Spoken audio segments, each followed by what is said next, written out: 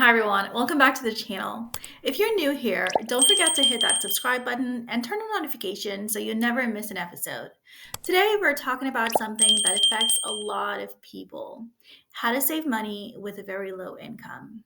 And I know it can feel like an uphill battle at times, but trust me, with the right strategies, it is definitely possible to start building your savings no matter how much you earn. Let's dive right in. So, before we get into the how, let's quickly talk about why saving money is so important. A lot of times, when you're living paycheck to paycheck, it can feel like saving is a luxury you can't afford. But here's the thing, saving isn't just for the rich or those with big salaries. It's about building a financial cushion that can help you during emergencies, reduce stress, and even help you plan for the future. Even small savings add up over time. It might feel like you're not making a dent, but little by little, you'll create a safety net. Plus, having savings means you're not as reliant on credit cards or loans when something unexpected comes up. Step number one, prioritize your spending. This is where a lot of people get stuck. You might have bills to pay, groceries to buy, and maybe even a subscription or two to Netflix or Hulu you can't imagine living without. But here's the deal, if you don't make a plan, it's easy to spend money without even thinking about it. So, what you need is a budget. Start by tracking every single expense for a month. Write down everything, your rent, utilities, groceries, transportation, even your daily coffee. After that, you'll get a better idea of where your money is actually going. Now, the key here is differentiating between needs and wants. Your rent, utilities, and food are non negotiables. But subscriptions like Hulu, that daily latte, or impulse purchases online, those are things you can cut back on. Take a look at your wants. Are there things you could cut back on or eliminate entirely for a little while? Maybe it's as simple as cooking meals at home instead of ordering takeout, or ditching that gym membership in favor of free workouts online. Next up, cutting back on everyday expenses. There are a ton of small changes you can make that add up over time. Let's talk about some practical examples. Grocery shopping. First, grocery shopping, one of the biggest areas where we waste money is on food. Start by planning your meals for the week and making a grocery list. Stick to it. Avoid impulse buys and check out the discount sections.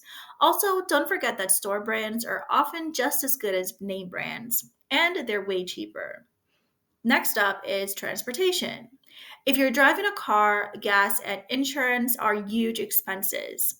Can you maybe carpool? Or maybe you live close enough to walk or bike to work.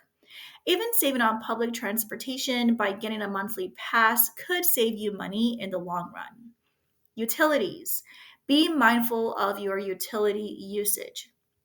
Turn off lights when you leave a room. Use energy efficient bulbs and unplugging electronics when you're not using them can make a noticeable difference on your monthly bill. And finally, entertainment. When it comes to entertainment, there are tons of free or low cost options.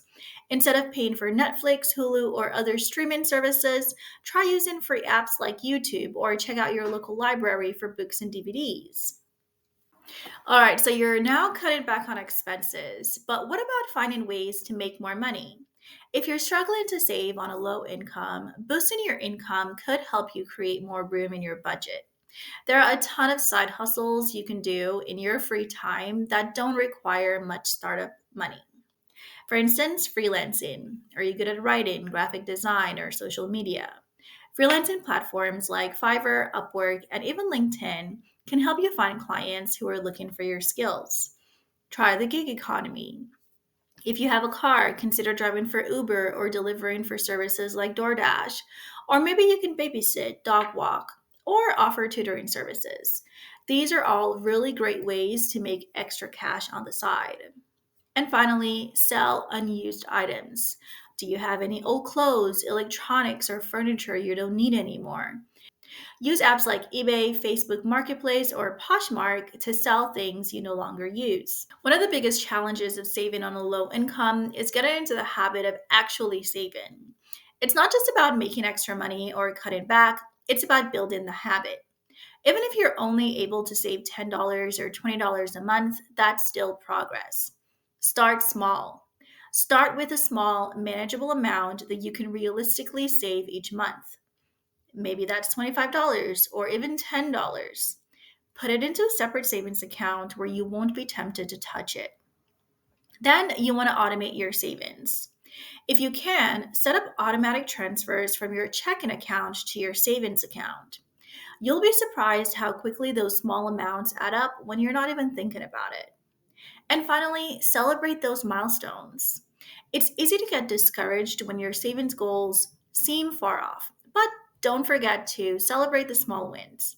When you hit a small milestone, like saving your first $100, give yourself credit. That is huge. Lastly, consistency is key. Saving on a low income won't happen overnight. It does take time. But if you stick with these strategies, prioritizing your spending, cutting back, finding ways to make extra money, and building a savings habit, you'll eventually get there. Remember, even if you can only save a little, it's still progress. Don't compare your journey to someone else's. Your financial goals are yours alone. And the important thing is that you're taking steps to improve it. I hope this video helped you feel a little more empowered about saving money, even if you're on a tight budget. If you have any other tips or strategies that have worked for you, I'd love to hear them in the comments below. And don't forget, again, to hit the like and subscribe for more financial tips. See you next time.